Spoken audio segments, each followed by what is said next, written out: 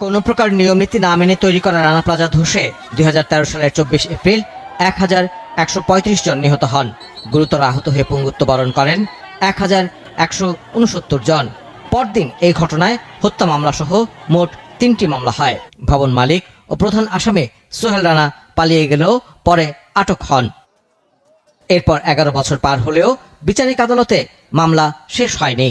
দীর্ঘদিন মামলার বিচার কাজ স্থগিতের পাশাপাশি সোহেল রানাকে জামিনও দিয়েছিল হাইকোর্ট। এখন আপিল বিভাগ মামলা শেষ করার সময় বেঁধে দিয়েছেন।